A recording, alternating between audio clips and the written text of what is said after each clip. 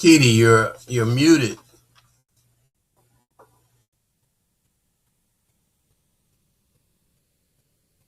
Should be able to hear me now in your ear, Baba Junius. Am I correct? That's correct.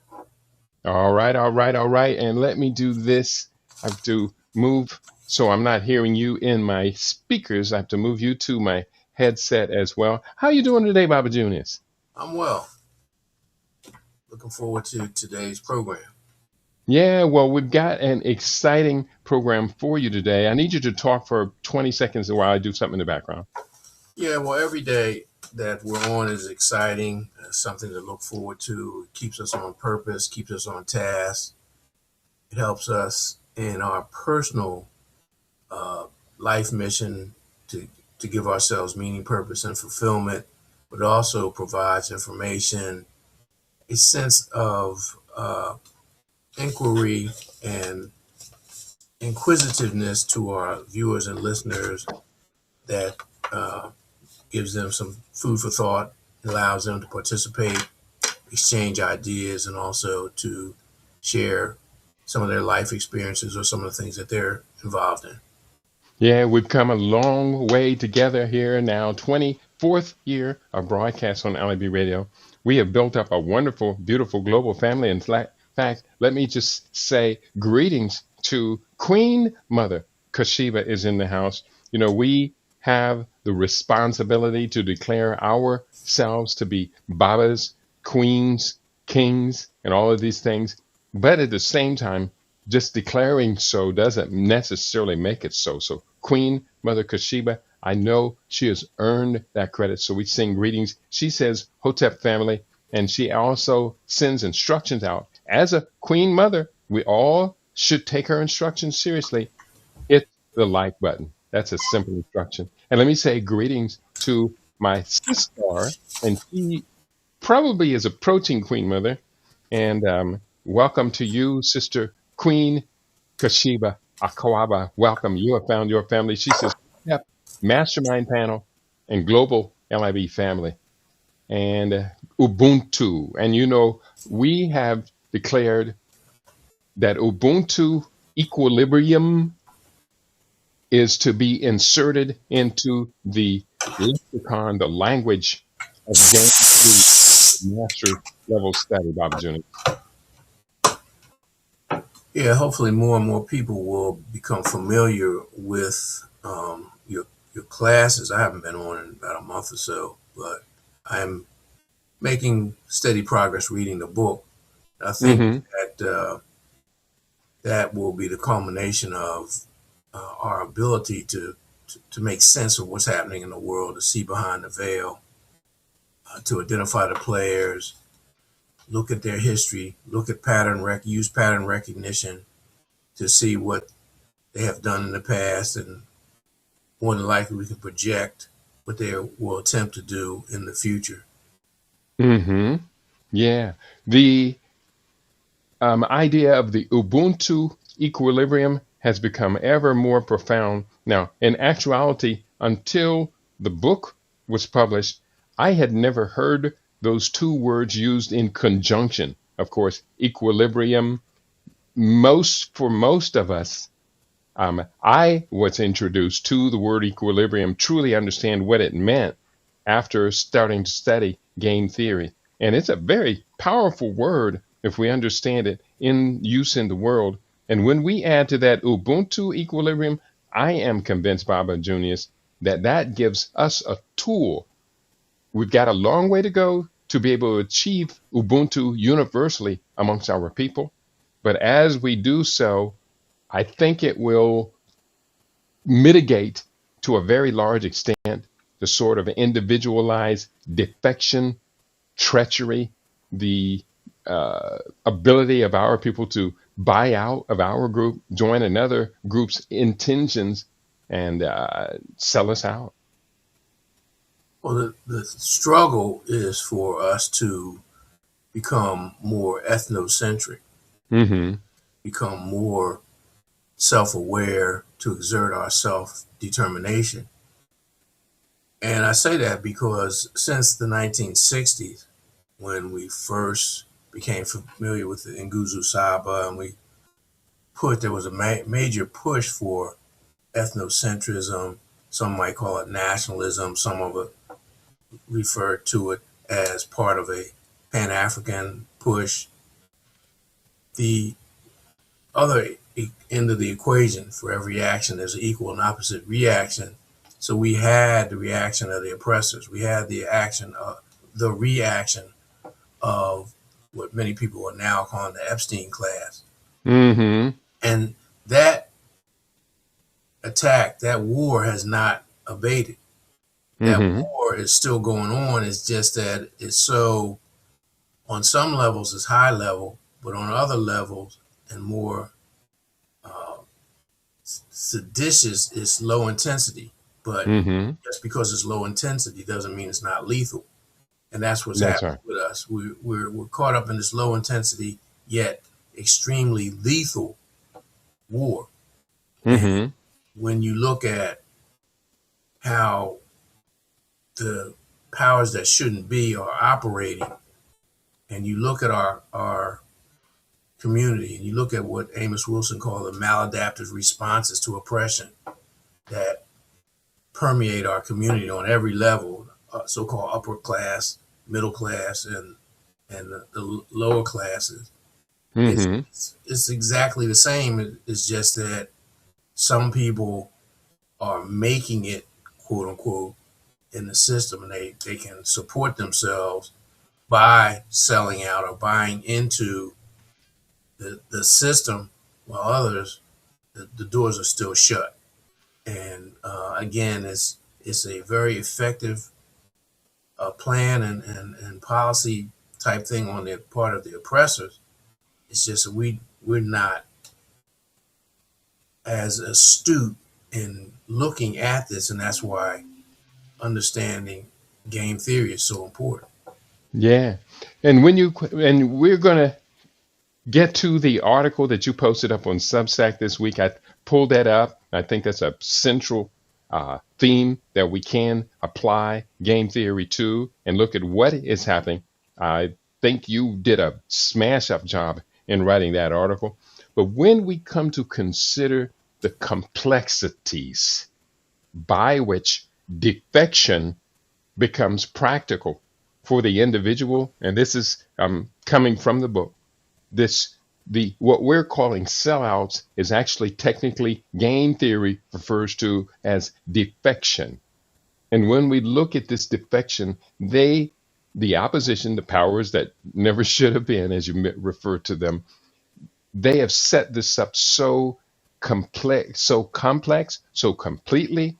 They give us all a chance to they give us all a chance to buy into their thing, but some of us just do will not do that, will not buy into it, no matter how much of a economic sacrifice we make. But by layering this thing so deep, and by having such an overwhelming control over our collective environment, um, it's been masterful the way they have played their selfish game, their I win everything and you lose, the winner take all game.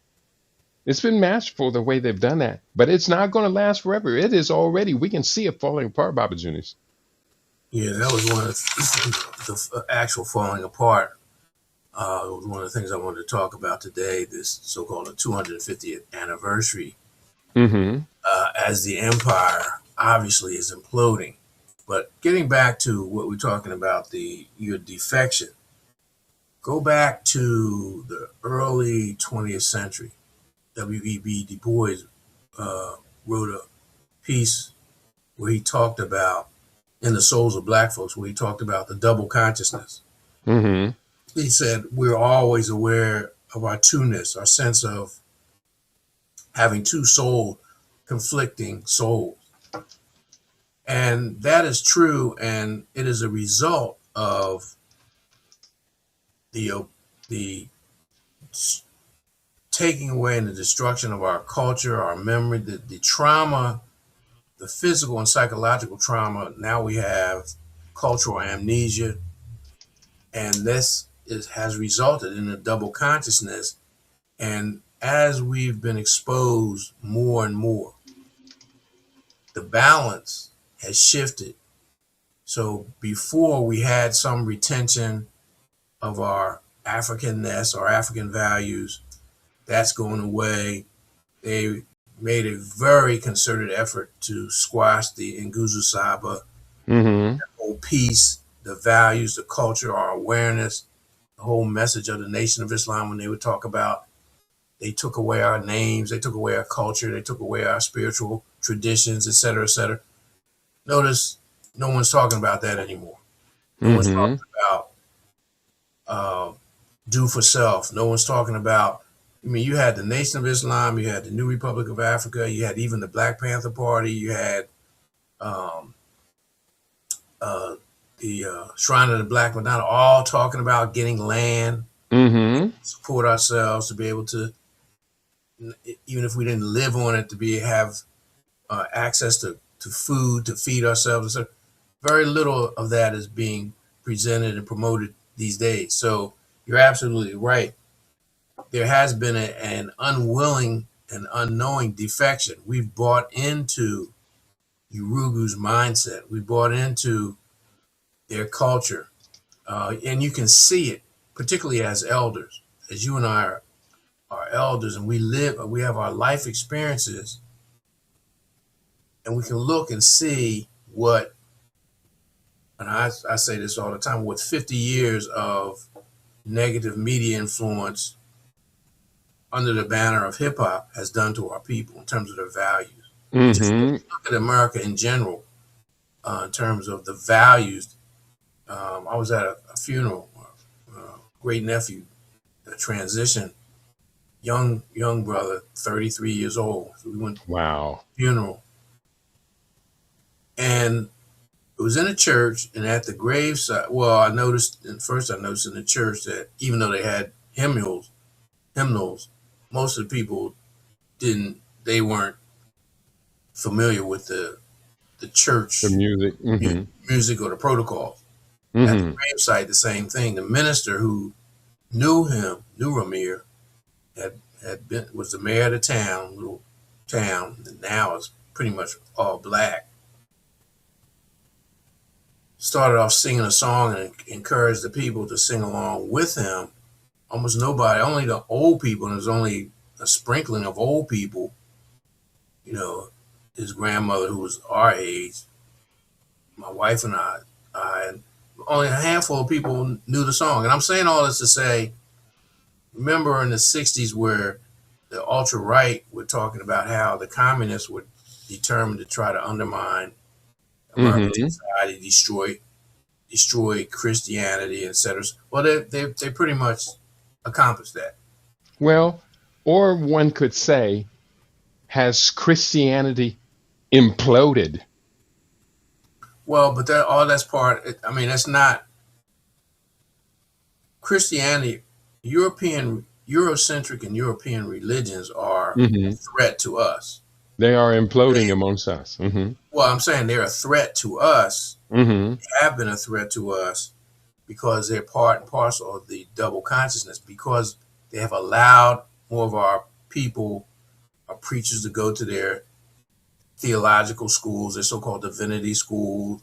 They have their message, and where there were some people back in the 80s and 90s talking about liberation theology, and I was critical of them because it was just Eurocentric theology and liturgy Mm-hmm.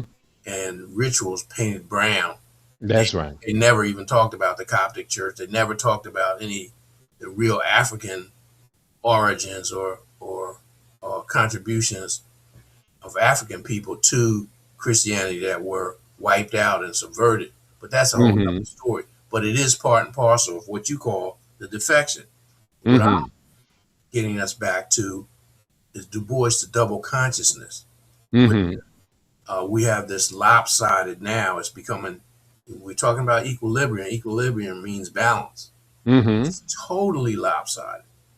And so our struggle is to restore the balance. You're talking about defection. We're talking about restoration. Mm-hmm. Good points that you make. I had a point I was going to put in, but for when we're talking about the true equilibrium, the Ubuntu equilibrium, we should be seeking to restore our African spiritual consciousness with much more effect based upon W.E.B. Du Bois' own evolution. W.E.B. Du Bois evolved ultimately to return to Ghana to live his final days out in Ghana. And he turned on the very Spingarn brothers and that whole hierarchy that had essentially captured or created the NAACP to serve its ultimate self interest. And I'm thinking in order for us to free ourselves and proceed, we're going to have to smash that whole infrastructure. And if I'm correct, that includes to a great extent smashing the notion of the Bible, because the Old Testament of the Bible has all kind of evil and wickedness in it. And our people are still holding it up as the unquestionable, unchallengeable word of the Almighty. And personally, I'm I'm not buying it. Now, I'm only speaking for myself. I think you probably do realize the sentiments that I'm expressing. How do we? That's the question. How do we, in this toward pursuing this Ubuntu equilibrium, how do we restore the notion of African spiritual expression? Well, you just can't, as you know, when you're dealing with a process, you just cannot take something away and leave a vacuum. That's right. Because, as they say, nature abhors a vacuum. So you Mm-hmm. have to replace it with something else. Mm-hmm. Now, most human beings are resistant of radical and abrupt change. Mm-hmm. So in the process, we have to be incremental. We have to know that this is the goal. Our goal is Sankofa.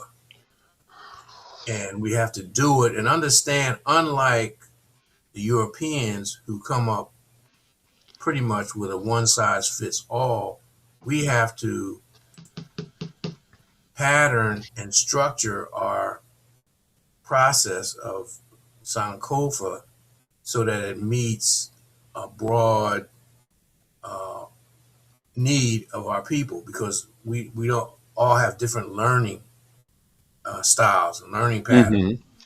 And so that's the challenge to have an African pedagogy. And that's what people like Asa Hilliard and some of those Mm-hmm. other brothers were attempting to do. And so we have to continue that work. We have to dig deep into that, pick up their work.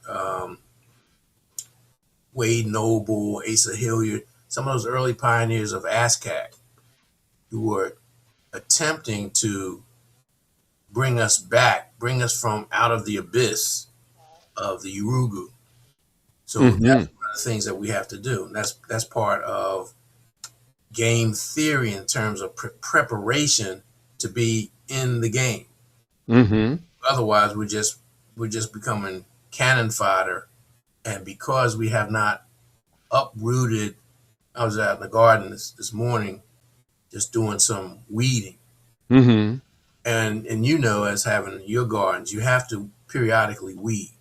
Mm-hmm. Weeds are living things, they're sentient beings, whether we know it or not. Because Mm-hmm. I chuckle because they are very cunning and clever, and they grow up in between the plants that we're cultivating, but they're in the midst of those plants. Mm-hmm. And so we have to actually be about learning how to understand and understand how these weeds work and how we can pluck them up in such a way that we don't destroy the plants. Mm-hmm. And And the weeds can become part of the environment that recycles into what we intend to be growing ultimately. right, but Mm-hmm. see, you know, we're in the conceptual stage, we're in the Mm-hmm. theoretical stage, game theory, trying to bring it to our people. and they have a different worldview that a lot of times they get from the oppressor, from watching his media, from these very sophisticated mind control techniques and mind entrainment techniques that they use, whether it's MK Ultra or whether it's Operation Mockingbird, all these things that are in the public record that our people can Mm-hmm. look up. But unfortunately, we've been duped into becoming intellectually lazy, Mm. having an intellectual lethargy. And so Yeah. the people who are in the vanguard are going to have to be the ones who are enthusiastic, the ones who have the energy and the rah-rah, and the ones we become the exhorters to encourage them to build their energy. Just Mm-hmm. like we were a physical trainer or something. Mm-hmm. I do see the snot ball is in the house, aka King James. Um, is it King James? You have to remind me, brother. You've been calling yourself Snotball for so long, I forget. But Snotball is in the house. He has a very interesting statement. I think this is, it does resonate with me. He says, Christianity, the faith is still alive. Christendom, the civilization built around it, is crumbling. Two different conversations, probably. I think he makes a very good point because if we go to look for Christianity in the world, we look to our African family and we look at the oldest Christian nation still in existence, and that is Ethiopia. And their behavior is almost complete polar opposite of what we are witnessing in this America's so-called Christian nation, especially under the tutelage of His Imperial Majesty Donald Trump. Well, unfortunately, most of our people, despite their enthusiasm for religion, and it doesn't matter what the religion is, Mm-hmm. the most devout Muslims or Africans. Mm-hmm. That's because our nature, we're just a spiritual people. Mm-hmm. So a lot of devout Christians have no concept of the history and development of Christianity. They don't even know. They think that it's a European religion, that it evolved out of Rome or of Europeans. They don't even know that looking at the New Testament, most of that stuff they used to call it Asia Minor. Now it's all around Turkey. It's all that part of the Mediterranean. That's not Europe. Has nothing to Mm-hmm. do with Europe. And again, because we're so used to listening to the ministers and being uncritical, because that's what they tell you. Accept Mm-hmm. this on faith. Don't use critical thinking. Accept this dogma on faith. Believe it. And there were rewards and punishments if you didn't. Mm-hmm. So now we should be, if we were critical thinkers, we should be looking at the activity of the Zionists in that region and then going back and comparing the Old Testament and the God of that book or the God of their understanding with their behavior now and say, hey, is this righteous? Is this, Mm-hmm. I mean, at the very least, it's contradictory. Mm-hmm. Tell one group, thou shalt not kill. Then you tell the same group, go over there and slaughter everybody. Don't leave anything. That's right. And then you uh, punish them because they didn't follow his orders.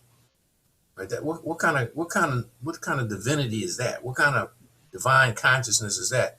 So until we begin questioning that and that historical record, and then looking at the behavior of these people who aren't even genetically connected to those people, the Mm-hmm. Hebrews, the Israelites, the Judeans, these people, these Ashkenaz and the Khazars, and they're ethnically they're not related to them, culturally they're not related to them.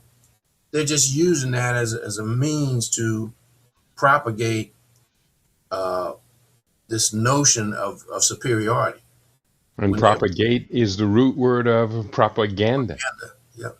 And their propaganda is massive. I do see some comments. Let me share these.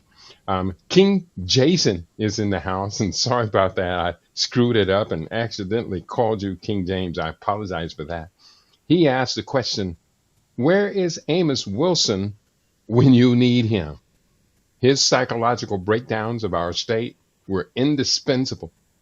God bless Dr. Umar for trying to fill his void, but he is still not quite there. And I do agree with you, Dr. Umar. We do appreciate he's a very eloquent man, but unfortunately, I think Dr. Umar has been plagued by a few inconsistencies between what he says and what he brings forward. I'm not going to dwell on that right now. Um, we Well, can look at others out there. Oh, you were saying? well, just looking at him, he got put himself in a bind. Mm-hmm. He was struggling to produce because he was talking about the need for a school, Mm-hmm. committed himself to have a school, to acquiring a building and grounds. And I think that project and then some other stuff that happened to him sort of threw him off and he lost some credibility. Mm-hmm. Yeah. Well, I know Dr. Umar and I know him fairly well. And we all have our strengths. We all have our awkwardness, our awkward moments. I do the best I can not to create such awkward moments for myself. King Jason in the house. Good question and good comment. There is one brother who's recently come out. His name is Tariq Nasheed. And Tariq Nasheed has, over the years, contributed something that most people would regard as a positive contribution. His film series, I can't remember the name of that, but it was a pretty good film series. Um, but he has recently come out criticizing Marcus Garvey, and he has drawn really quite a wrath from Pan African black nationalists who say to him point blank to his face, leave Marcus Garvey's name out of your mouth. I know I was talking with a good brother yesterday, and we were talking about another good brother who's been directly, he's an elder. He's been directly addressing this Tariq Nasheed crisis. And I'm going to try and have him on my program, not necessarily talk about Tariq Nasheed, but talk about Pan-Africanism, the state of it. But are we allowed to criticize our elders, our ancestors? Some say Marcus Garvey is off limits. No, I think, see, the problem when we get into a cult of hero worship, and I recognize African people always had heroes and they presented them to the group, Mm-hmm. the tribe, for as examples of righteous leaders or people who had the Ubuntu mentality, the greatest good for the greatest number of people. But pointing out faults and flaws in Garvey's program, or Mm-hmm. how, or even some of the personal decisions he made, Mm-hmm. is good if you are doing it to learn the lessons. Mm-hmm. Marcus Garvey made a lot of mistakes. Mm-hmm. That does not diminish what he was attempting to do. The problem was there weren't that many people who had his level of commitment or his Mm-hmm. level of consciousness or his level of competence Mm-hmm. further what he was attempting to do. And the vision was incredible, well, absolutely incredible, and still motivates so many of us around the world today. But then too, you talk about defection and treachery. Look at just and last week I quoted Harold Cruz's book, The Crisis of the Negro Intellectual. If you get a chance, read that book or review that book because it came out in the 60s. And he looked at Harlem and what was going on in Harlem, the movements that were going on in Harlem, and he broke it down into two: the assimilationist movement in the nationalistic movement. On the nationalistic side was Booker T. Washington and Marcus Garvey was the primary champion that was happening in Harlem. Mm-hmm.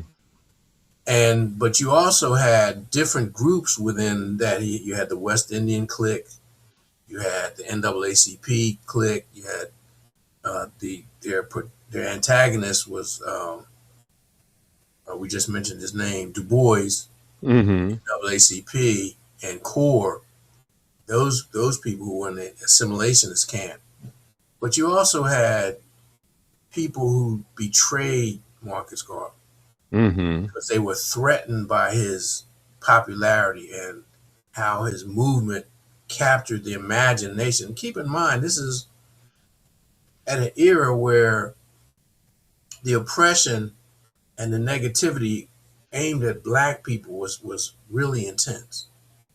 You're talking about the post-World War I era. And unfortunately, he came on the scene with a bold idea. And as we know, he came here specifically to meet Booker T. Washington. But Washington had transitioned by the time he got here. But you Mm-hmm. had various groups, even within the West Indian clique, and Cruz named some of these people. Mm-hmm. Named some of the people. It's not just Du Bois and A. Philip Randolph and people like that. But so that's what Marcus Garvey was up against, and that's a microcosm of game theory. I mean, if you just took that Mm-hmm. book, took the information, and then formulated it into a game theory scenario, it would be an excellent example because it was Mm-hmm. about us. That's right. One of the And problems with game theory is it's broad and we're not really in on the global scene. But when you look at just taking Harlem during mm-hmm. the time period and who were the forces and players, then you get a better idea and example of game theory. Mm-hmm. And what you just explained is exactly why I put as much work into writing game theory for master's level study as I did, because it becomes applicable wherever it gets focused. It's like a big magnifying glass. And we can put this magnifying glass on global affairs, international affairs, war and peace. We can put it on the economy. We can put it on culture. And the rules remain fairly consistent. Of course, there is always, when we change scenarios with it, there's always something new that's unique to that scenario that is introduced. Although I think game theory, the book, gives us a great tool, a great technology for examining things. And of course, I wrote it, so I'm biased. Right, but that was the intent and purpose of writing the book. Mm-hmm. We've been talking about game theory for a couple of years. Mm-hmm. And one of the things that we concluded was that we're not in the game. We're in the game, but we're being used. We're being Mm-hmm. used as pawns and Mm-hmm. dupes to further the aims and objectives of some of the other players. Mm-hmm. That's why it's so important. Have you gotten insofar into the book to, I think there's a chapter, I can't remember what chapter it is right now. It's called It's Kinda Like Chess, but No, I haven't gotten to that chapter, but early in the book, you say that. mm-hmm. Yeah, early in we talking about the four boards of competition that we're simultaneously playing on. Moves on one board could affect moves on the other boards depending on what that particular play of Right. that particular Who's game is going involved? on. Yeah, who's And the involved? four boards are, first there's the military board, then there is the economics board, and I can't remember. I was just talking about this just this weekend on the class. And the third board, I can't remember right now. I'll think of it in a second. And then the fourth board is the normative board, which is basically how a team our players in the game operate under the rules of the world that have been set up, etc. And we can see right now that within the normative board, His Imperial Majesty Donald Trump is really screwing things up for his team. It seems almost inevitable that American empire is going to go ahead and crash. I'm not going to say it's going to crash completely and burn out, but it's so bad right now that essentially Americans' wealth and domination of the world, that period is coming to an end. Well, but when you apply the principles of game theory and you look at what's going on, and keep in mind that their deception and intrigue are key factors in the games. Mm-hmm. So there are terms like straw man, cat's paw, useful idiots, Mm. out and out, traders,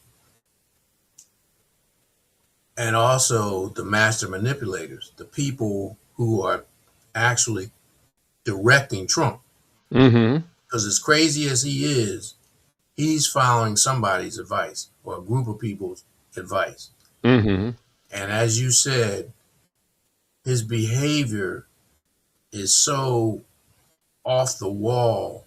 The consequences are going to be major uh, catastrophe and disruption. And that's part of Mm-hmm. it. When we look at game theory, Mm-hmm. international level, that's part of the plan. When I you was looking think at. in terms of, just for example, the World Economic Forum, which Mm-hmm.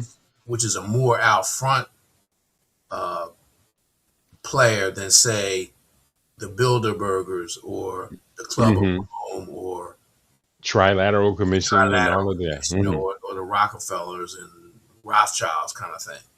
So when we're talking about game theory, ultimately that's what we're talking about. Keidi's giving you the parameters, but we have to still scratch beneath the surface because they're Mm-hmm. players, just like you have a professional team out there, but you also have the owners of the professional team that you Mm-hmm. don't see on the field, but their decisions impact how the team operates. So that's what he's talking about when he's talking about the normative processes. But keep in mind, one of the caveats to this is a lot of times the references that Keidi makes in the book, they talk about rational players or rational That's right. actors. Well, the truth of the matter is Urugu is not rational. He's psychopathic. So we have to factor that in. He sees that psychopathy as part of his rationality in playing the game to win. Well, but his psychopathy, when you talk about the game, you talk about the rules. A psychopath does not follow the rule. Mm-hmm. They're not going to follow the rules. Now they will make rules. They will make rules. Like maritime law is something that they came up, the various players at during that time, the European nation states that were evolving, got into colonialism and imperialism. They made rules because they were spending so much of their time fighting each other. Mm-hmm. Give you an example. When you look at the so-called slave castles on the coast of Africa, and you say, okay, these were fortifications. Then, if you ask the question, which direction were the cannons pointed? What would you say? Um, Again, the castle, the guns were pointed at the ocean. Right. Why was that? Well, they were defending themselves against other Europeans. Right. And so this is game theory. They Mm-hmm. weren't. They didn't fear. They were concerned about the Africans, the indigenous people, but they knew their own. They know what's in their heart. They know what their consciousness is, and so they had to structure their situation to defend against people who were just like them, meaning the other Europeans, Mm-hmm. who were coming to rob, steal, and plunder. That's right. Again, And when we, those are the rules. mm-hmm. They talk about all this stuff, uh, free trade, open commerce, et cetera, but they don't follow the rule. Admiral Perry was not sent there to negotiate to be nice, No, he wasn't sent right? there to open up Japan Right, or crush the Japanese. right. Same I, thing with the British in India and China. They weren't mhm. sent there to negotiate, or even I have a book. I just found it. A couple of I had to take down some stuff on my shelf. I just found it. It was about. It took the British over 100 and some years to subdue the Asante people, Mm, even with their weapons of mass destruction, compared to what the Africans were fighting with. that's right. And which is why we still celebrate Queen Ashantewa and her magnificent stance against the British. I found a paragraph in the book. I'd like to share this. And page 196 in chapter 12 is called Global Power Games. The last paragraph on page 196, contemporary geopolitics has extended this insight into at least four simultaneous game boards. Number one, the security board involves military alliances, deterrence commitments, proxy conflicts, and arms competition. Two, the economic board involves trade relationships, currency policy, investment flows, and sanctions regimes. Three, the informational board involves narrative competition, intelligence operations, cyber conflict, and the control of communications infrastructure. And number four, the normative board involves the contest over international law, multilateral institutions, human rights frameworks, and state behavior. A major power operating in the contemporary environment must entertain coherent strategies across all four boards at once, understanding that a dominant position on one board is frequently purchased at the cost of vulnerability on another. I think that paragraph really kind of sums up how this complexity we've been calling game theory, it just keeps getting more and more complex. You have these four simultaneous game boards or chess boards going on, but each of them now broken into four different categories. Ultimately, this is beyond the capacity of you and I or a small handful of individuals to be able to tackle. We're going to have to do a much, much better job of rallying our team. Is that correct? Of course, but step back from that and look at indigenous people who see the world as integrated. Mm-hmm. Look at the meaning of Ubuntu, the larger meaning of Ubuntu, the interconnectedness, the interdependency. And from my perspective, it's a cosmic principle. So this is, in many ways, this is new because there's Europeans or Urugu attempting to analyze what's going on, and they're coming to the conclusion that, oh wow, this is interdependent. They're different, these different boards, but they're actually connected. They actually have impact and influence on each other. Whereas indigenous people, that's the presumption all along. It's just that we're coming, they're coming from a dominance, plunder, control kind of mentality, whereas indigenous people aren't. Mm-hmm. A few comments have come in. Let me share them if you would.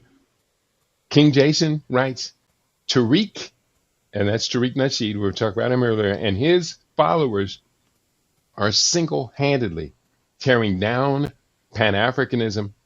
This anti African has BS. This anti African BS started with Yvette Carnell and their dream of reparations. We have to address this at some point. And I do agree. He goes on, he says, Afro Americans and that's not Americans with Afri-Americans, are living a dangerous a dangerous era of their own creation.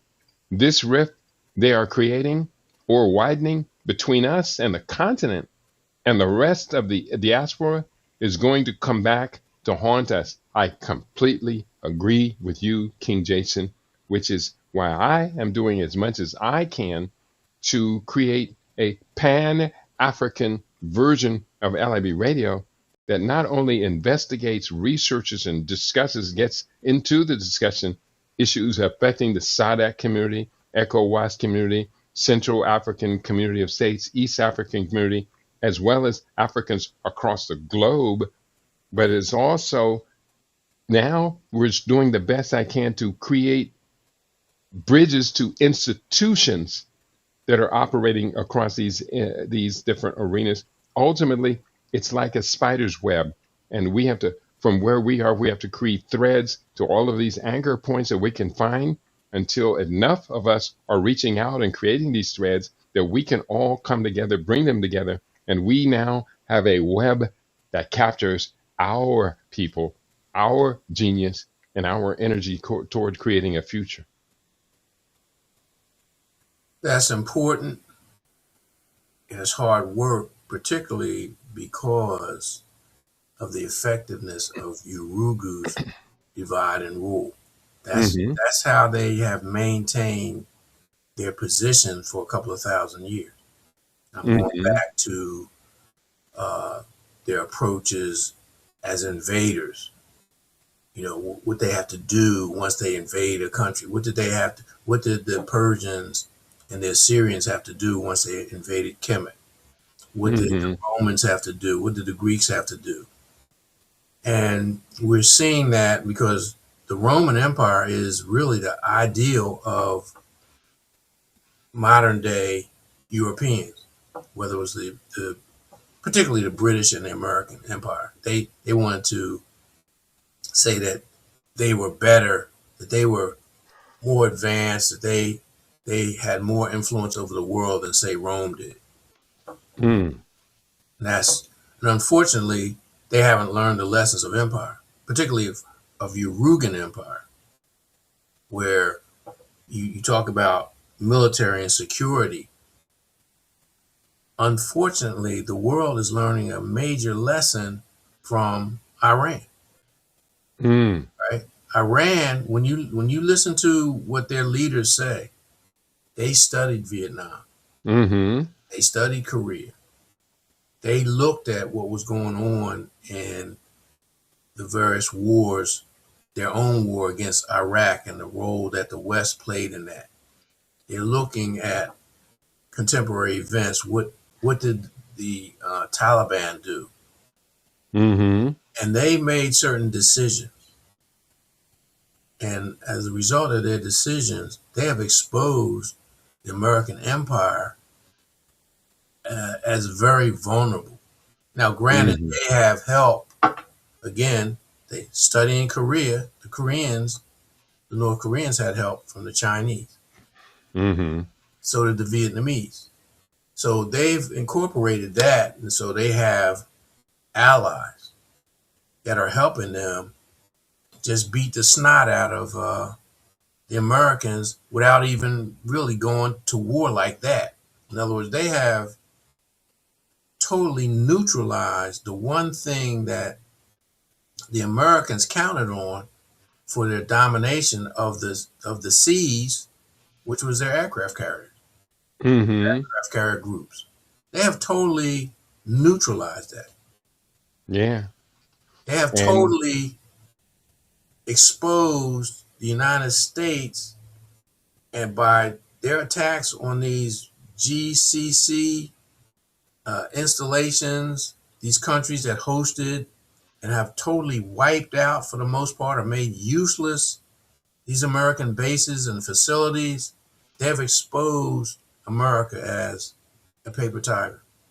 Yeah, very true, very true.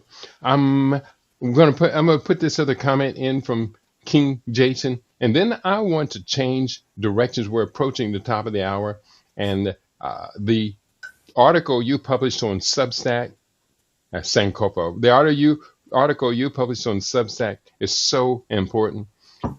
King Jason writes, God bless Philip Scott, but he does not have the educated perspective to be the voice he's becoming. We can't let that news network be bigger than LIB Radio. You know something? I'll be honest, I don't know who Philip Scott is. Neither do I. Okay, so King Jason, maybe you can give us an idea who is Philip Scott, and I apologize for not having that name handy. I know I've encountered his name, but I don't right off the hand know who he is. You published an article on Substack this week that essentially has us, quote, reacting once again. And this article essentially talks about Donald Trump has declared war on the preservation of African historical heritage in Philadelphia. What did you write in Substack? It's called the struggle intensifies. It's an overview or an update of a struggle that's been going on. And in March of 2025, Donald Trump issued an executive order. I forgot the exact number of it, but you can look at it. It's stated in the, I think it's 12534 or something like that. It's called the Restoring Truth and Sanity in American History. A very Orwellian type title. Mm-hmm. Because what he intends to do is target and dismantle any exhibits, any information, any programs that disparage Americans, in his words, past and present, and paints America in a bad light. Now, a lot of this has to do with the 250th anniversary of the founding of the country. Mm-hmm. But specifically, he targeted the Smithsonian Institute and the President's Slavery Memorial in Philadelphia. Now, to give you some background on the President's house, back in early 2000, the Interior Department and the United States government made an announcement they were going to move the Liberty Bell from where it was in Independence Hall and Carpenter's Hall to a new site at 6th and Market, well, in Philadelphia. Well, it turns out that site, adjacent to that site, was the resident Robert Morris house that was the residence of George Washington when he served as the first president of the fledgling United States of America. So some activists and historians did some research, and they found that George Washington, when he resided there, kept 9 enslaved Africans that he brought from his plantation in Virginia to serve him and his wife Martha and their grandchildren when they resided in Philadelphia. Now, Pennsylvania at that time had a rule that if a person was enslaved and remained in the Commonwealth for 6 months, at the end of that 6 months, they were eligible for manumission. Well, in order for these 9 enslaved persons, and then right near the deadline, he would either move them across the river into New Jersey, or he would take them back to his plantation in Virginia for a brief period and then bring them back, and then the clock would start all over again. As a result of the work with these great historians like Charles Blockson and some activists like Michael Cord and Reggie Bryant, who was a genius, filmmaker, radio personality, newspaper guy. He was one of the founders of the National Association of Black Journalists. He and Asa Moore did the Black Perspective on the News, which was a syndicated show, primarily in PBS station.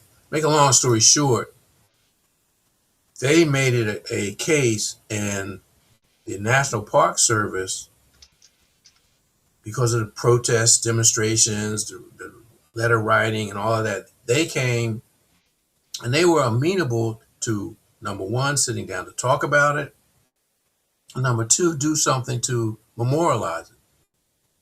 And as it moved forward, the superintendent there in charge of that, Carpenter's Hall, Independence Hall, and all that national park, that area, they were very supportive of it.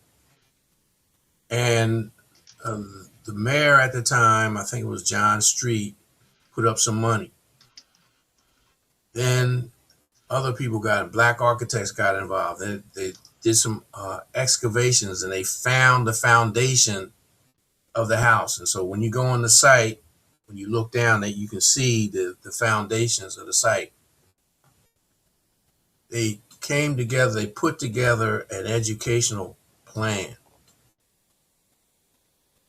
Lo and behold, there was a partnership between the city and the Interior Department and National Park Service. And they worked together with historians. They worked together with Louis Messiah, who was from Scribe Video Center. They're the ones who put all the videos together. There are interactive video presentations, there are panels, there are pictorial and editorial panels throughout it. To make a long story short, as a result of Trump's March 2025 executive order, in January, the employees of the National Park Service, the independent park group at 5th and 6th and Market Streets, came in and dismantled the exhibits. Saw it because there are people who run, there's this group called Black Journeys that have black walking tours throughout old Philadelphia and other parts of Philadelphia that talk about Black history, Philadelphia Black history. So they saw it, they sounded the alarm. Immediately the city filed a lawsuit for an injunction. Attack Avenging the Ancestors Coalition, the White House, the Slavery Memorial Coalition, and several other community groups, the governor of Pennsylvania, and the state Democratic caucus joined in amicus briefs with the city. And they also had their own legal team. Attack had their, Avenging the Ancestors Coalition had their own legal team made of some professors from the University of Pennsylvania that just deal with civil rights and black issues. What's it? Last is McCallum. Great group. Ultimately, the NAACP legal team is involved now in it also. The initial judge ruled in favor. She heard oral arguments, and I was down there for the oral arguments. Then she looked at the briefs that were submitted, and she ruled that the Interior Department and National Park Service, she granted the preliminary injunction and ordered that the panels be restored to their original and pristine condition. They were in the process of doing that. Immediately, the Trump administration filed an appeal to the Third Circuit Court. So they heard oral arguments, read briefs, et cetera, et cetera. So a couple of weeks ago, the Third Circuit Appeal, a 3-panel judge, stated that they were overruling Judge Roof's order that the city did not own the property, that even though that they were instrumental in helping it come into effect, the property was owned by the government, and that Trump had the right to uh, alter the presentation anywhere they saw fit. And now, in the process of they were putting things back, they were changing the narrative. The narrative Mm. was talking about slavery in America. It identified the 9 enslaved people that George and Martha Washington had, gave some biographical information about them, and within the context of slavery. So they want to destroy that. But in the meantime, a group in Massachusetts also filed a suit in district court.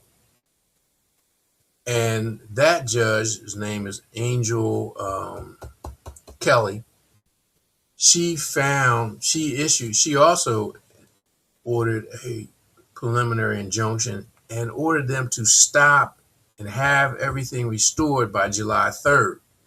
Mm. The Trump administration went to the First Circuit Court, which is up there in Massachusetts, and they ruled that it was stressful for them to try to accomplish this by July 3rd prior to the July 4th celebration. And they also had some other legal issues. Primarily, they're saying that just like the circuit court, the Third Circuit Court, well, they don't have standing, this, that, and the other. So those things are going to be litigated. But as of now, they are upholding much of what Judge Kelly said, with the exception of having things completed by July 3rd. So that's where we stand now. Hmm.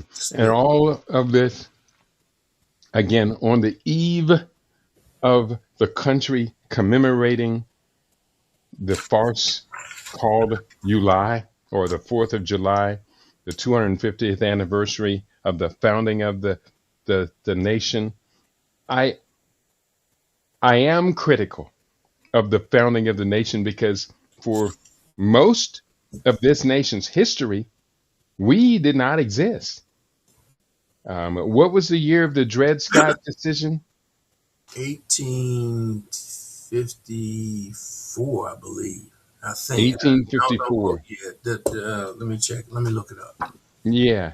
And then there are, of course, other decisions um, that essentially neutralize our ability. Of course, we Well, recognize. you're saying neutralize. See, slavery was codified in the Constitution. That's Most right. people don't know that. And it's still in there, involuntary servitude, except in cases of criminal Criminal, conviction for right, serious crimes. Somehow, I'm just paraphrasing what's in right. there. But you're It's the absolutely, see. 13th Amendment. Well, but you have to go back. Okay, the Dred Scott versus Sanford was 1857, Mm-hmm. and Roger Taney was an enslaver. He sided, and one of the things we have to look at and evaluate this country and its institutions. We were taught in civics, and again, this gets back to this double consciousness, this this lies and the propaganda and the myths about America. And so we tend to think about the Supreme Court as this body of these learned and wise jurists. Nothing could be farther from the truth. They were put there just like the colonial courts to serve the interests of the owners, the whether it was the sovereigns or the early trading companies or the early capitalists. The court was there to primarily resolve any disputes, to make sure that the colonies functioned and they could do what they were created to do, which was to send material and riches back to the mother country for the benefit of that class. Mm-hmm. Here, once America was founded and they decided to get into this type of arrangement, the courts were primarily designed to help the the business operation and the social order of the country move forward. And what was part of the social order? Slavery.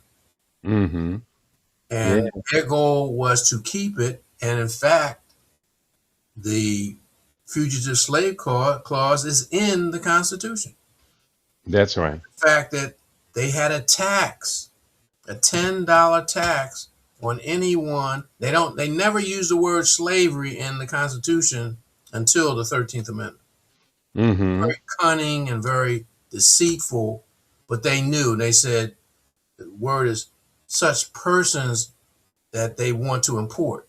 They weren't always necessarily talking about Africans, although they were importing. But remember, they were importing Europeans, indentured servants, the the people who were shanghaied, kidnapped, the whites that were dogged out and brought in. Mm-hmm. So they weren't going to say Africans, but they knew that they needed laborers to make this profitable. And keep in mind, the vast majority of the so-called founding fathers, who by the way were conspirators, were enslavers.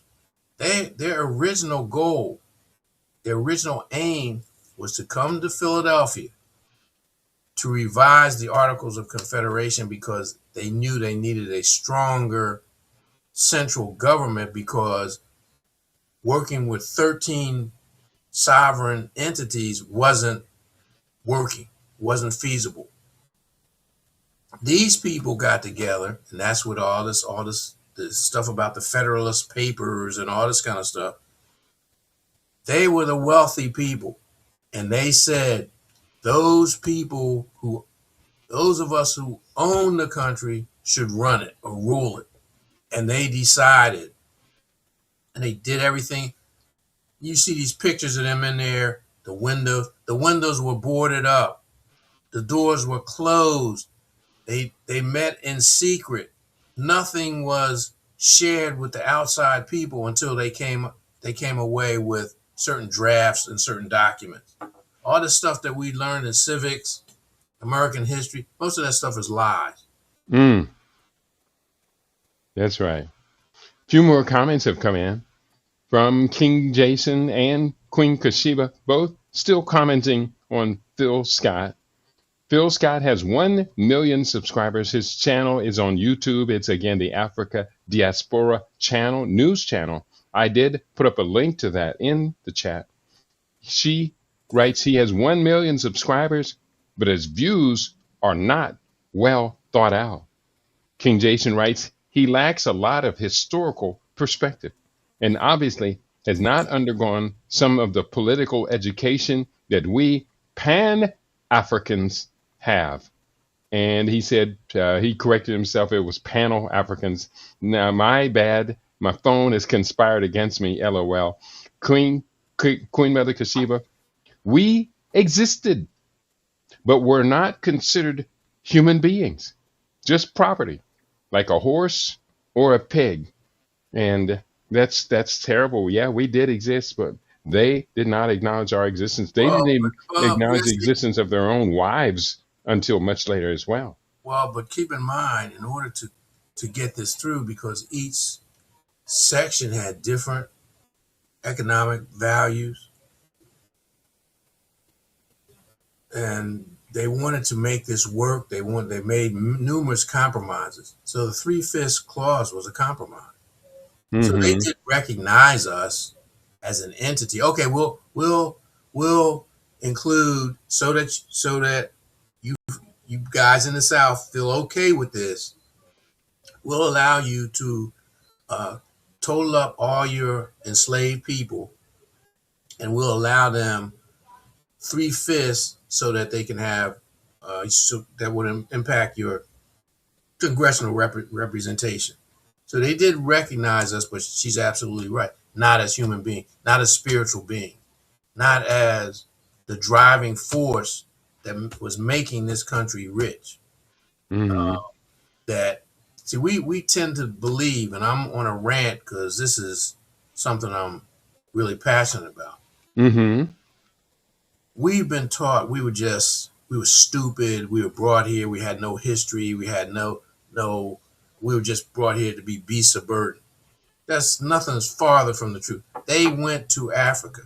Just like a sister once said, no one travels thousands of miles by ocean to go to get people that are lazy and stupid to work for. Mm. They went to Africa specifically looking for skills that we had. We were metallurgists. We were agriculturalists. We knew how to cultivate rice. Europeans didn't. There's no rice cultivation anywhere prior to them discovering it when they went to Asia and parts of the West Asia and Africa. White people could not do it. They were weak. The truth of the matter is, using white slaves indentured was a losing proposition because in the Caribbean they couldn't hold up under the heat. They worked them to death. Very few of the white indentured service, even that came here, lived to fulfill their contract. And because they control the situation, any problem, would breach the contract and add more time on their contract. So the original 7 years might end up being 9 years. So Mm. very few of them actually lived to fulfill the contract, get the land and the seed or whatever they bargained for. And number one, number two, it was easy for them to run away. Most Mm-hmm. of them did, and the Europeans, the colonialists, were incensed that the whites who ran away and lived amongst the indigenous people refused to come back. When they were confronted, they said, "No, we it's better here for us." Mm. These are facts that you won't see in any the general pedagogical syllabi and any of that stuff in America for the most part, unless you do some serious research. Which is why the critical need for Africans to control our own narrative and to expand our own narrative far beyond the parameters and the propaganda that has been out there. And it's going to be quite a challenge.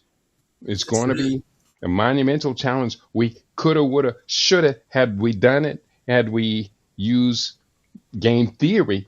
When we first started to see the Uruguay's media consolidating itself into just a few houses with overwhelming reach inside those houses, we could have, would have, should have done the same thing at the same time, Baba Junius. We Well, have had an advantage then that we don't have now. well, their advantage again is game theory, because as you point out in your book, and most of us know, the acquisition of media has fallen into the hands of not only is it a small group, but within that Hmm. small group is one particular group, Ethnicity. ethnicity. Hmm. Hmm. So that's what's the dynamics of that. Whereas we we're not of that consciousness. As you said, we haven't reached the Urugu equilibrium. We haven't seen the necessity to move beyond this double consciousness. And even within our double consciousness, Freedom's Journal, Rushworm and Cornish had their differences, right? They split up. One went to Africa, one went to Liberia, because he didn't feel ultimately that blacks would get a fair shake here. Hmm. Again, in Cruz points this, the assimilationist versus the ethnocentric or the nationalist consciousness that we're struggling with. We're still struggling with this. And they've duped us. Not only, they talk about the Civil War. It wasn't a civil war in the true sense, the true definition of a civil war. A civil war is when two or more factions are conflicting and vying for control of a local or a centralized government. Is that correct? Hmm. That's not what happened here. The South, the Confederacy, withdrew. They did not take up arms against the North. They just ordered them to vacate the forts that were in their territorial purview and in their territory, meaning Fort Sumter. Abraham Lincoln refused and ordered the fort to be restocked and resupplied and fortified. So that's when the conflict started. But when we talk about we've been duped, snookered, bamboozled, the 13th, 14th, and 15th Amendment did not free us. Again, we said slavery has been abolished except for punishment. So that's where convict leasing, that's where the prison industrial complex comes from, that piece. The 14th Amendment, equal protection under the law. We've never had equal protection under the law, ever, on No. any level. And now the 15th Amendment gave black males the right to vote. Look at how they have been working assiduously to undermine that ever since the end of so-called Reconstruction. Even today, we're seeing it happen right now with these gerrymandering and Mm-hmm. this whole push to control voting. All that stuff is an attempt to, as we say, go back to the bad old days for us. That's what they want. Well, a luta continua. I did just put up a link for those just joining us to the article you published. It's entitled "The Struggle Intensifies" by Junious, Ricardo Stanton. I did push that article up, and I do hope that every one of our listening audience will read it. It's a powerful article, and I don't think it puts us in a reactive state. Personally, I think knowledge puts us in a proactive state. But as it is right now, it appears that the Trump administration has got us only reacting to the machinations that they do. And I think that that is intentional. According to the rules of game theory, they are prescribing our narrative. Because we lack the efficiency to construct our own narrative. Hmm. Again, one of the things, there's a book, I think, The Life and Lessons of Marcus Garvey. I would encourage people to read that because each book has a certain lesson in it. And one of the Hmm. lessons in it is he talks about propaganda Hmm. and how important propaganda is. And keep in mind, by trade, he was a printer. Hmm. So he understood the importance of getting their narrative and their message out. That's why his newspaper was so powerful and so important. Hmm. Carried all over the world, was printed in several different languages. That's right. So here we are, 2026. Where's our Negro world? Where's our Black world? Where's our Muhammad Speaks? Where's our Black Panther Party? Where's our newspaper, or where's our network of internet radio stations or internet TV and radio stations? Hmm. Yeah. It coulda, woulda, shoulda been done, but coulda, woulda, shoulda does not work Yeah. in a real time global game theory. I wanted to touch on this other subject. I think this is going to take a little while. And let me see if there's anyone else talking to us. Um, the U.S. and Israel has resumed bombing Iran. This is just breaking news. The so-called peace deal, the quote, art of the deal, unquote, President Trump cannot make a real peace deal despite rising domestic crises. And in fact, his own political party is increasingly questioning the judgment of getting into this war. I still don't know if they're questioning the judgment of Benjamin Netanyahu being the puppet master and Donald Trump being the puppet in this particular case. And as a consequence, the missiles and the drones are back in play. You have a comment about this, Baba Junius? Well, if you go up on any one of those, if you go up on my Substack and you look at previous articles, I predicted this was going to happen. Several weeks ago, I wrote an article, the war will resume or the war will continue. And I explained why. I'm not surprised. And even when we're looking at one of the things I wanted to talk about today was the escalation of the wars.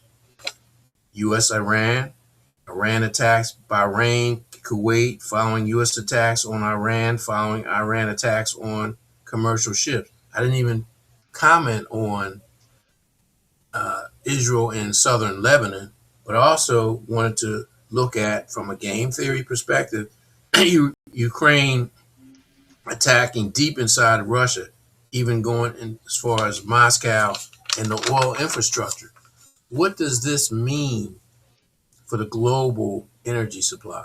This is all part of an overarching plan, part that to bring on the Great Reset, the New World Order. The Strait of Hormuz and the other strait that the Houthis control, once this thing escalates, and I predict that it will, you're going to see supply chains shrivel and come to almost a complete stop, not just in the Strait of Hormuz, but also in the Persian Gulf, where the Houthis control. You're also going to see, you saw last week where Europe, the G7, said they were going to give Ukraine more weapons. This is the United States. This is Donald Trump, who was saying he was going to end the war. Well, he doesn't have that power. The military industrial complex that you, as you point out in your book, the role that they play in this is going to further exacerbate the energy supply chain coming to a halt. Now, the prices in the U.S. are going down because of the complaints, but they're going down because of the strategic petroleum reserve is being tapped. And if this continues, there will be no reserve left. So if the war continues, it's going to be worse. You're going to see more food. And no one's talking about inflation because that's off the hook. Mm. You look at the hypocrisy and the mendacity of Doge, and then overlay that and what's going on now with inflation, um, just giving a blank check to the military, and America again is broke, and it is about to implode. It's Hmm. implode uh, domestically, and these wars are going to make America make the same mistakes of overachievement, being overstretched, unable to win because they haven't won a decisive war unless you count, Panama, Grenada, Yeah, something those. like those kind of things. Hmm. Venezuela, where the upper class in Venezuela sold the president out. But a real war, Korea was a stalemate. They lost Vietnam. They bought off the opposition in Iraq. They did conspire to take down. They were involved, with taking down Gaddafi. They were able to take down Assad in Syria because Russia was preoccupied. And they thought they could take down Iran, but they thought wrong. That's right. So they're going to lose. They have already lost, and they're going to lose because all Iran has to do, and they could easily do it, by the way, is to destroy one of those aircraft carriers that is parked with a distance they think they're safe from the missiles, which they're not, and the drones, which they're not. Now, that would be a psychological demoralization of the American military. Now, they would go nuts and retaliate, but it would just be the beginning of the end for the American Hmm. culture. Yeah. Let me say greetings to Brother Ed L. Mack, just joined us as well. And can everybody, excuse me, can we get everyone to hit the like button on your viewing browser? And that would help us out, help the algorithms find us, discover us, and make us big. And we're going to get bigger. And hopefully, it will be cooperation, collaboration that we each one teach one, each one tell one. The algorithms are not going to promote us, but they will have to acknowledge that we're here. So just hit the like button. That's a simple thing that you can do. Well, It's but going it's to help us all simple, but it's a major out. help and a boost in the struggle. Hmm. We're not calling for our viewers and listeners to be passive. No. Hitting the like button is an aggressive move because the algorithms are rigged against us. Hmm. Are you hitting the like, telling your friends to hit the like, hitting the like several times? You're actively engaged in this struggle against a rigged algorithm and rating system.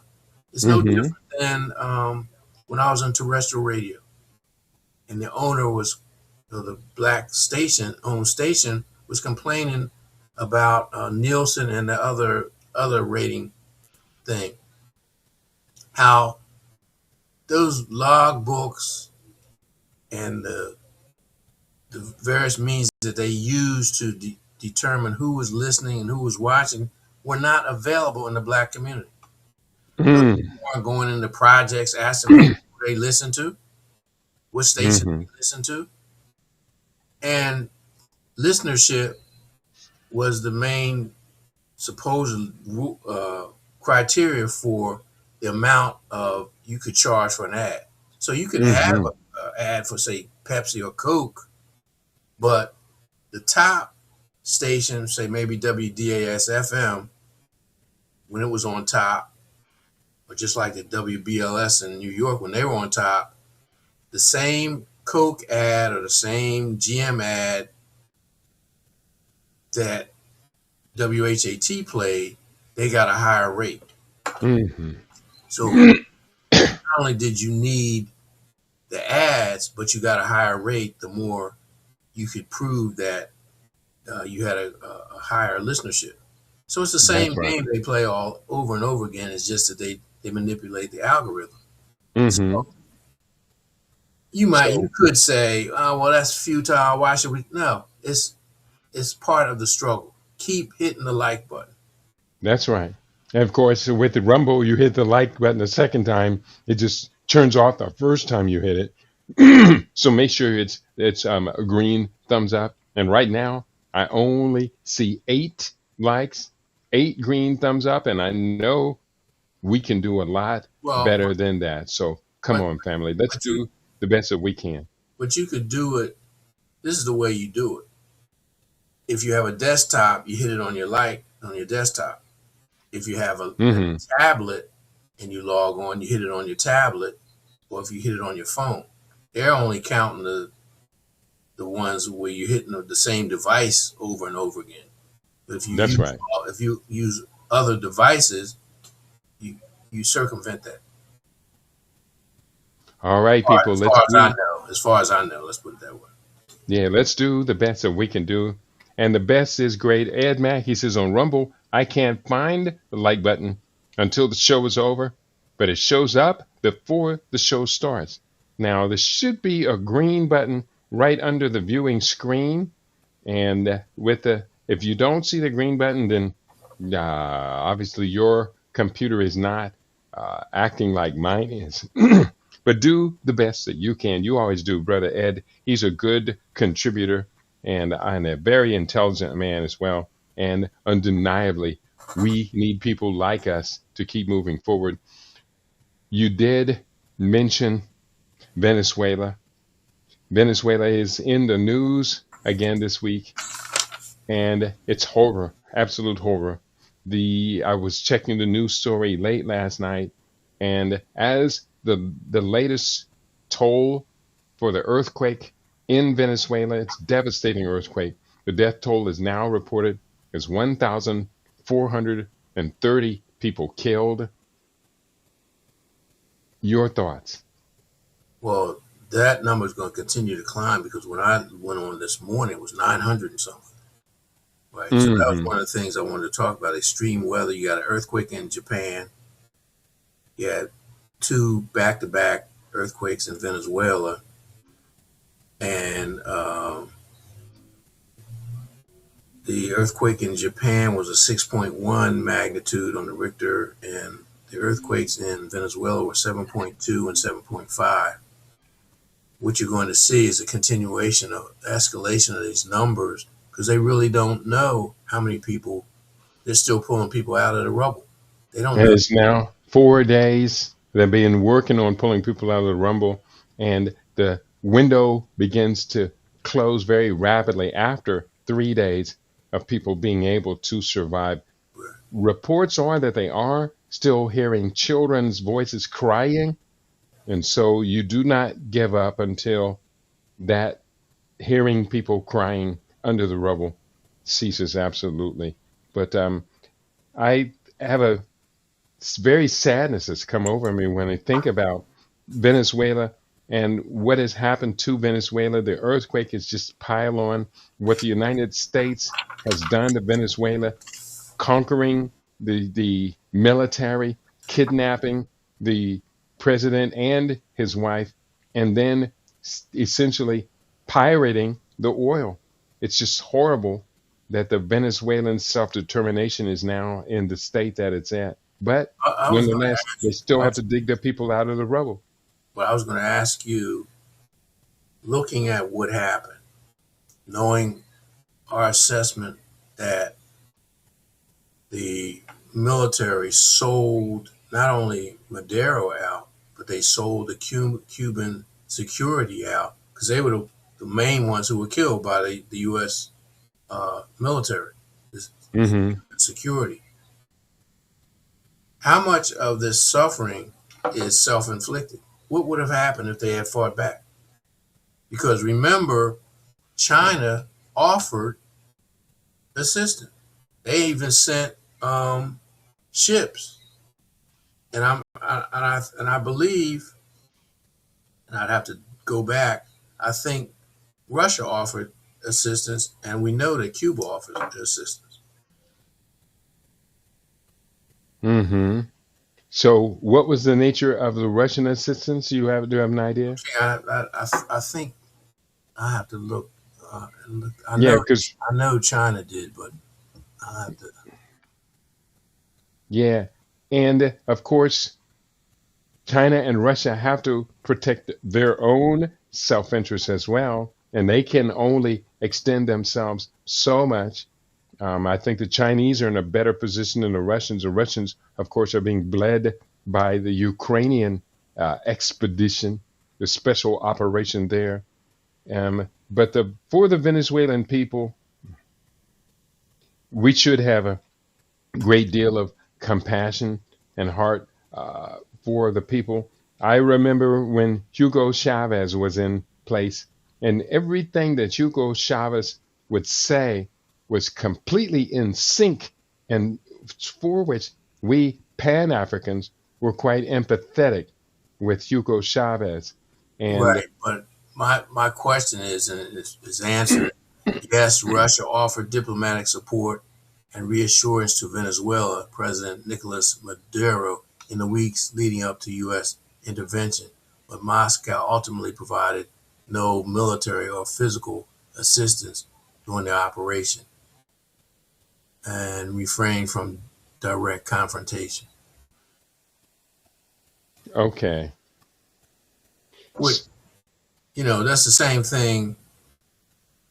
One of the things that the Urugu is doing and their attack and the Americans who want to maintain their hegemony, they're trying to minimize China. So one of the things that they're doing with Venezuela is to cut off oil from China.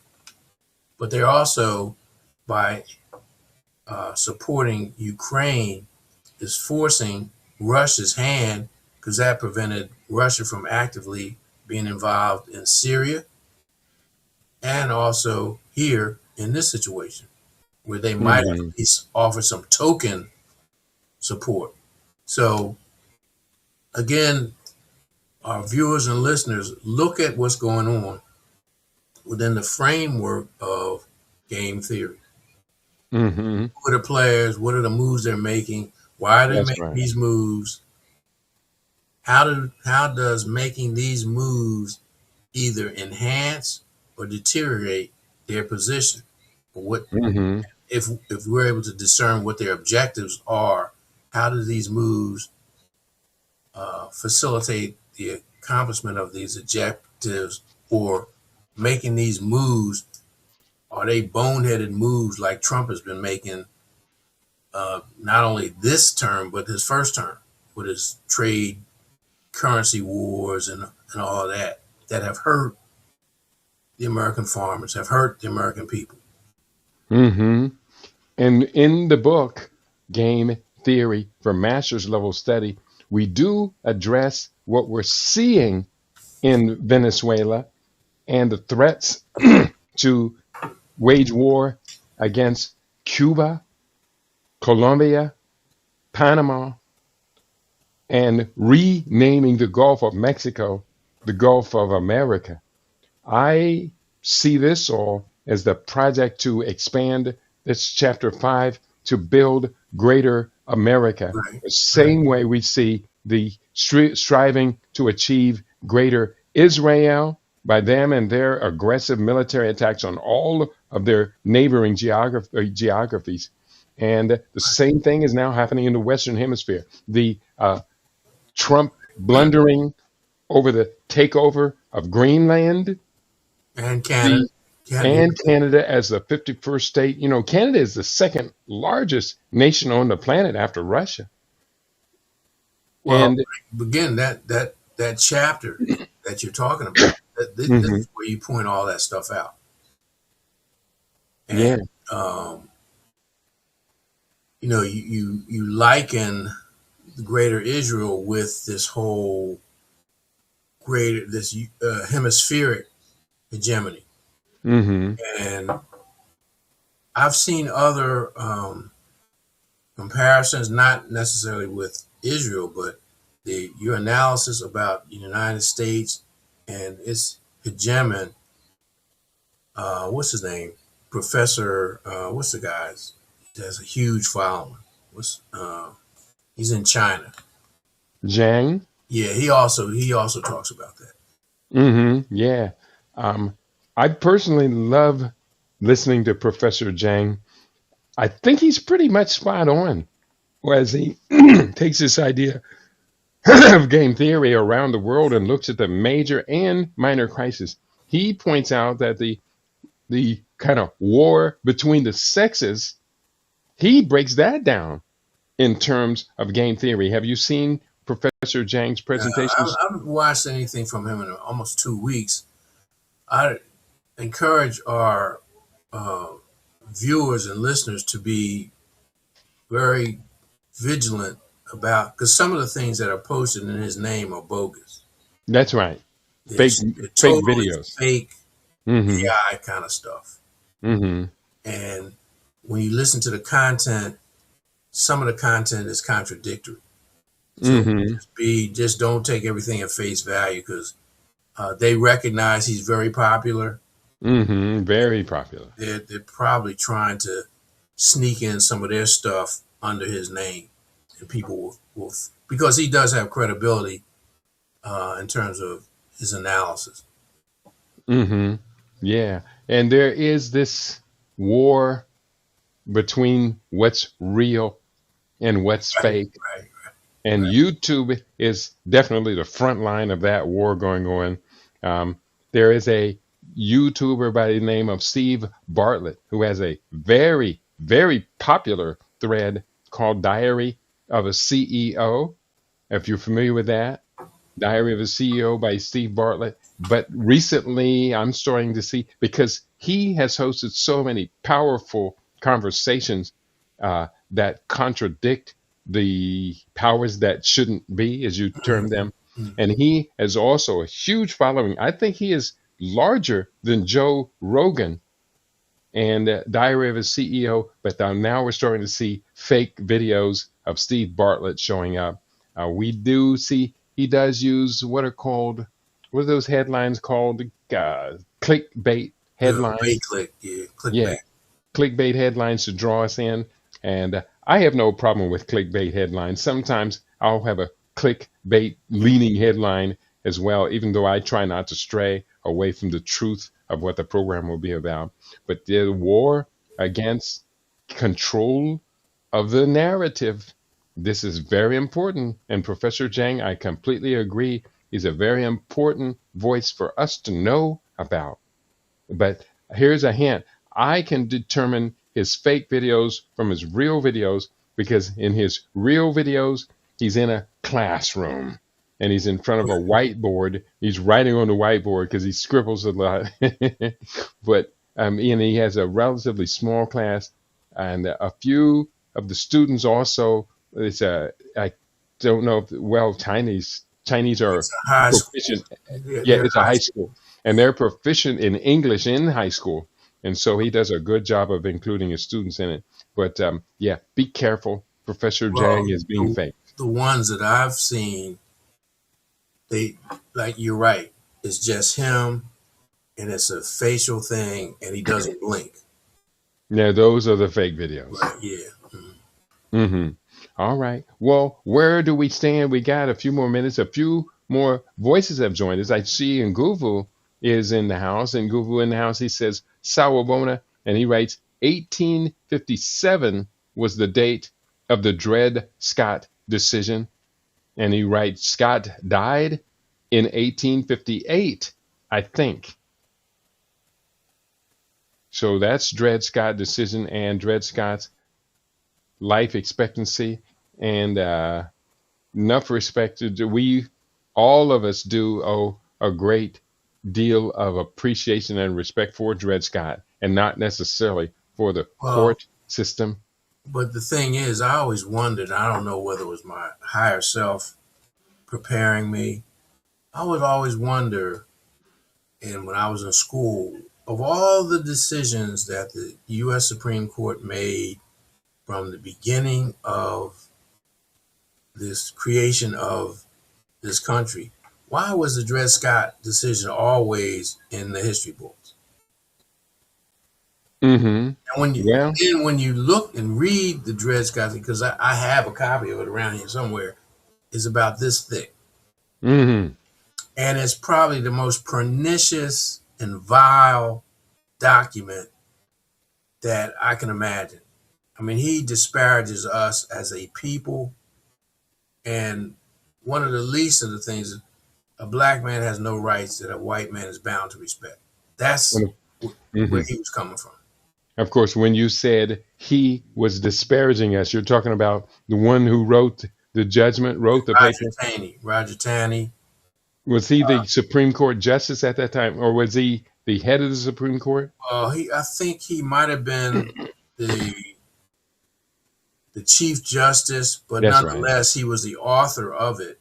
Hmm. And this is one of many just foul decisions that the Supreme Court has made.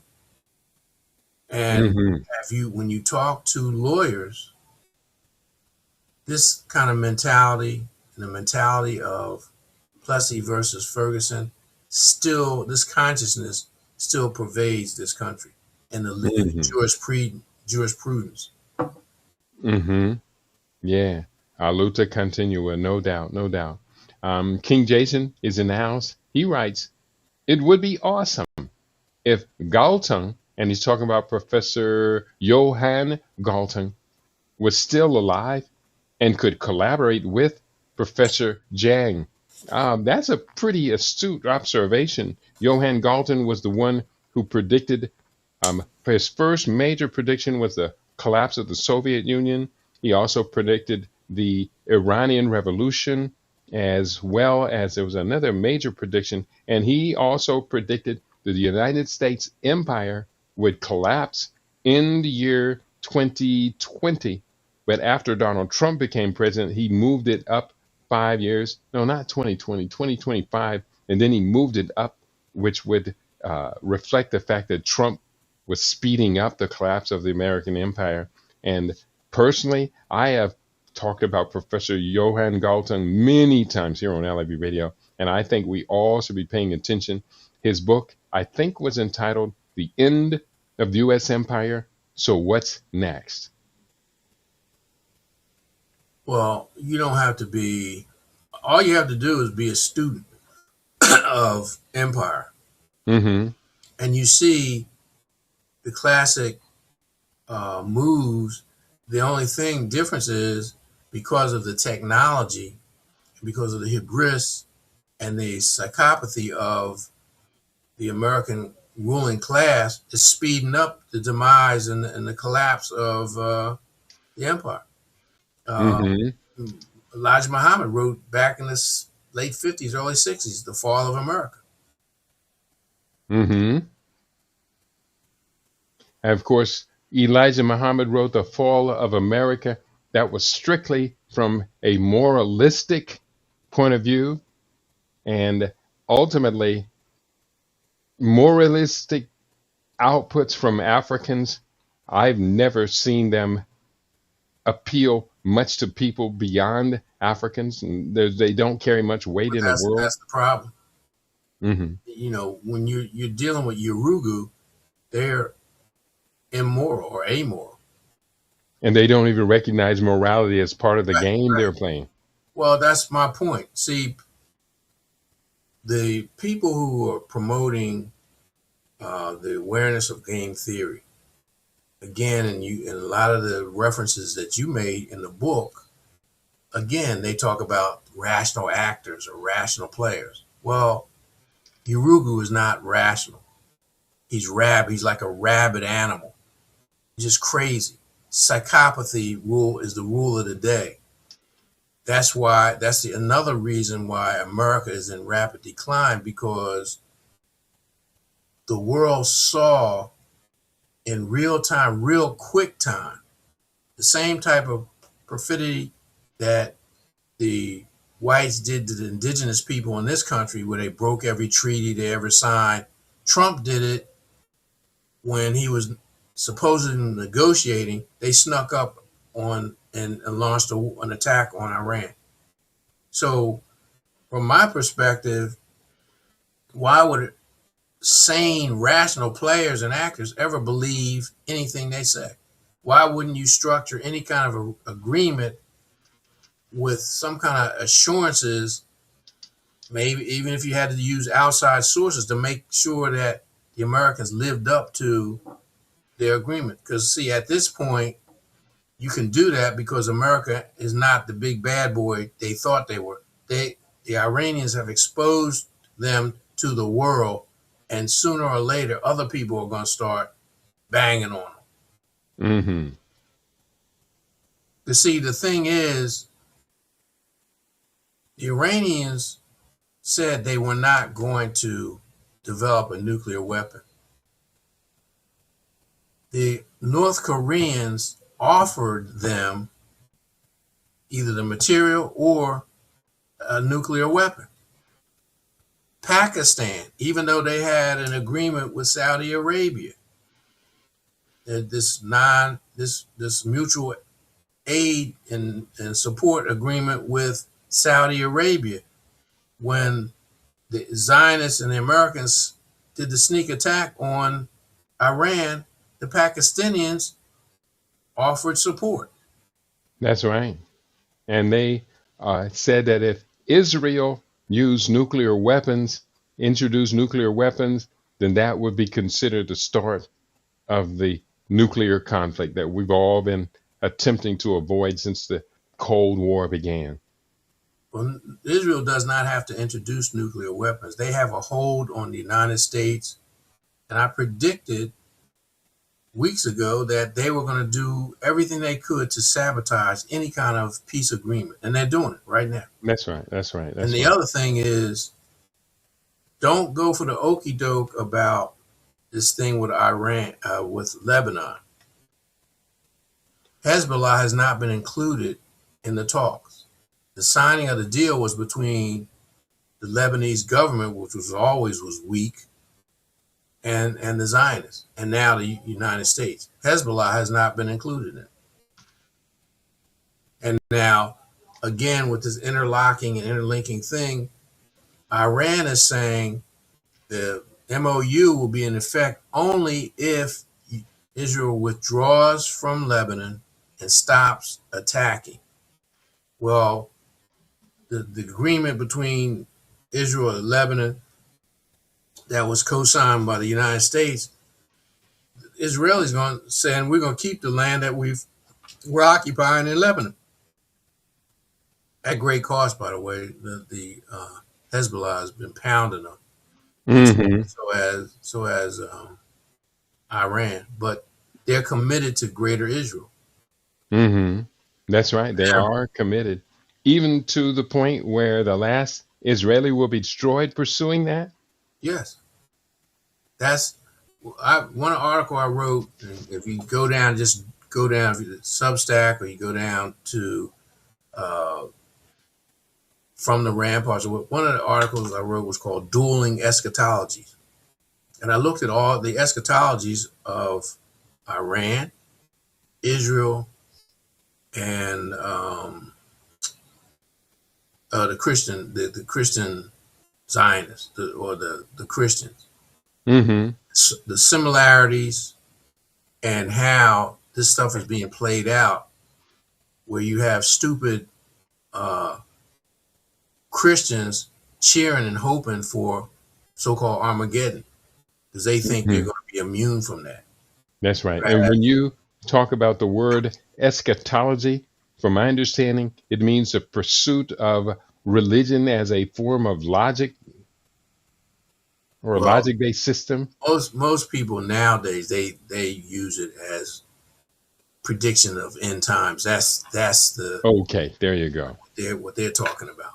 Okay, gotcha. So the Zionists have their end times that the Greater Israel Project is based on, but so do the Iranians. And for the Iranians, you're talking about an existential situation. So Hmm. they're gonna rumble to the last. Hmm. The Yeah. European Christians, the Christian Zionists, they're just goofy. They've Mhm. just All over the place. yeah, they just bought into this stuff. They really aren't prepared for what's gonna happen. That's right. Whereas the Iranians and the Zionists are. Couple of comments. Let's get these comments on the record before we wrap it up. King Jason, the snotball, he said, Professor Jang admonished one of his students for introducing the idea of morality. He says game theory has nothing to do with morality. And I can see where he's coming from. Of course, Professor Zhang is a Chinese person. And so, that to a great extent, the Chinese culture and civilization attempts to rule out morality, especially in engagements with the West. But they don't know, but they don't rule out ethics or morality. Well, That let's say that's the Christian morality, I'm thinking. That's maybe it's more Christian morality. well, but see, again, when we're dealing with Urugu, we're dealing with the Europeans Hmm. for the most part. Their leadership is they're just barbarians and savages. So the whole notion of morality is a non sequitur. It's not, look at the rules of engagement in terms of corporate America. The number Hmm. one goal is to turn a profit, to make sure Hmm. that the share in the capitalist system that the shareholders turn a profit. Nothing And else I would matters. say another major goal is monopolize. Well, but that's ultimate. That's the ultimate goal. Hmm. If you monopolize it, you always turn a profit. That's right. But in the process of getting there, you turn a profit. Morality is not a factor. Why then do African American leadership as a class, why does it spend so much of its energy appealing to the morality of Urugu. because we don't have anything else to leverage or bargain with. That's right. That's right. You simple answer, wonderful answer to a simple question. King Jason is in the But the house. other part of that, part B of that, is Mm-hmm. we are an ethical people. That's what my art was, the first system of ethics in the world. Mm-hmm. But So, our people don't remember we brought my out to the world now. but we do remember how it was chopped up by Mm-hmm. other people. So we do say, remember the Ten Commandments. And also it's in our DNA. That Yeah. that part has not been totally obliterated. Now it's in the process. They're in the process of doing that. Mm-hmm. Because I was about to mention Charlton Heston's name when you talk about the Ten Commandments. There could have been nothing more to obliterate all notions of African spirituality than that doggone lie about the book of Exodus. Well, but again, we've been taught under penalty of chastisement. You accept this on faith. Don't no critical thinking. Don't question this. Just accept it on faith. Otherwise, you're gonna be punished, either Hmm. here in the now or in the other world. Well, That's right. critical because they want to crush our critical thinking. A critical thinking person, well, what kind of God would do that? I can Mm. choose how I view and have an understanding or understanding of the divinity, the divine conscience. I choose not to accept that. I choose to develop my own. I choose to look at what our ancestors said as Hmm. opposed to accepting this stuff. I'm going to get these last few comments in and then we're going to wrap it up for today. King Jason wrote, there is no daylight between the U.S. and Israel. This is a gimmick. The war was never over and can't be. I think he's making a good point there. Nguvu wrote, well stated, Brother Junious. The empire is crashing. I personally think we've been past the point of no return, crossed the Rubicon. King Jason, one more time. Jang was saying that people and groups act in their best interests regarding of any moral imperative. And lastly, he says, we appealed to their morality because guilt is the only weapon we could wield. Wow, powerful King Jason. I hope he's already gotten his copy of Game Theory for master's level study. I haven't been shipping them all out. Amazon shipped quite a few copies of this book this past month, and we're almost at the end of the month. People can go to Amazon and they can see 50, I think it's 55 of the books I publish are on Amazon.com. And if they order from Amazon during this month, I will hit a record level of sales from Amazon.com. Although, if you get it from me, I will autograph it. And Amazon doesn't pay me until 2 months after you buy the books. But nonetheless, it is good to see a milestone there. And we do appreciate, love everyone. They're buying books in Japan, in England, in Canada.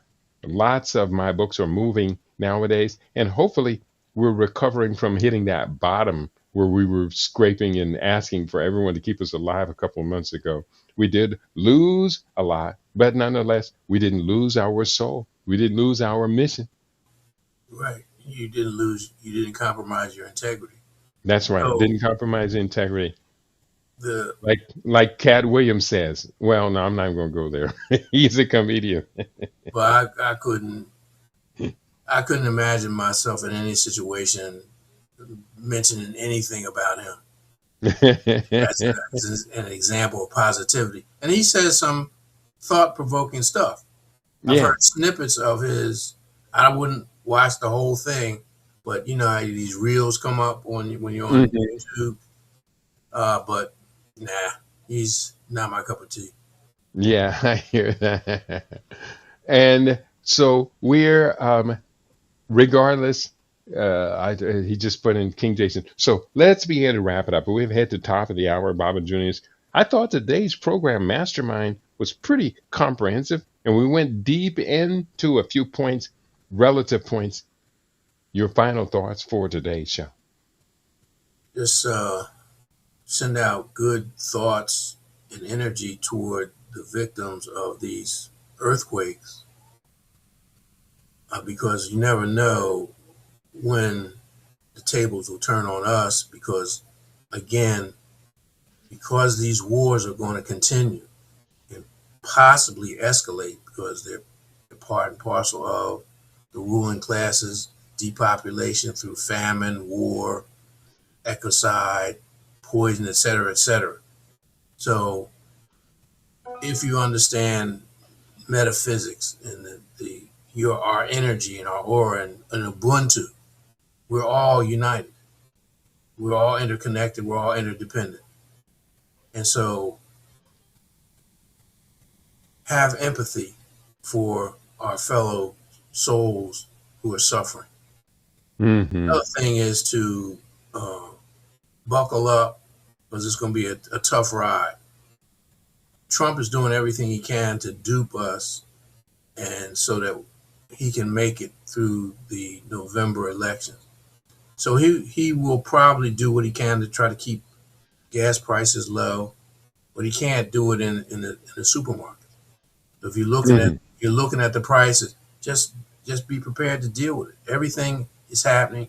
Make the decisions. Try to get out of debt as best you can. Pay down your debt, so that you won't be burdened by that. And also understand the importance of aligning yourself with like-minded people. Don't be Mm-hmm. closed-minded. Don't be resistant to new ideas. Use discernment. Figure out, okay, can I accept this at this point in my life? Does this make sense? Use critical thinking. That's why the Creator gave it to us. That's right. That's right. Don't be snookered, hoodwinked, bamboozled, duped, or fooled. That's right. That's right. So very true. We appreciate love you being a part of this every week, Baba Juniors. You bring so much to it. And my final thoughts for the program is to emphasize the value of literacy. We've talked about this quite a bit, and we are still witnessing the decline of literacy among Generation X and the so-called millennials. We don't have to naturally just allow this to just deteriorate. And amongst the baby boomers, we are rapidly moving into cognitive disorder. So the baby boomers have still been able to read, but many of them are no longer able to read, from anything from cataracts that they're suffering from, or even just the Alzheimer's, early onset of Alzheimer's. So we're going Or to do the best we laziness. can. Hmm. Or Laziness. laziness. I mean, I've some of my peers talk about how they rely on YouTube for these things about Black history, or history, or current events, or whatever. So Hmm. Yeah, it's better off in the books. YouTube will only tell us just the surface. If you do find it fascinating on YouTube, go out and support authors who write books in deeper subject on deeper on these subjects as well. So thank you all for your support. My latest book out is for everyone in our listening audience. Game Theory for Master's Level. The subtitle says Mastering Moves, Outsmarting Opponents, and Winning the Future. And look at that sister. She is winning the future for our people, the Wakanda future. We call it in a later chapter of the book. Thank you, Baba Junius. You did a great job today. The Ubuntu, we did a great job today. and we have to, because that is what our mandate from the Creator and the cosmos is: Ubuntu and That's Mahab. right. Stay strong, And everyone. thanks you so much for your contribution, Baba Junius. And as I go to hit the bumper music to take us on out of here, I want to thank you for your contribution. We did a great job today. And on that note, I want to say to our listening audience, you've been tuned into LIB Radio. We want to be your favorite. Hit the like button and tell your friends to tell their friends that we are here, that we have our own now, and we deserve to be taken seriously. Peace and prosperity to each and every one of you on your LIB Radio, LIBTV, Living in Black.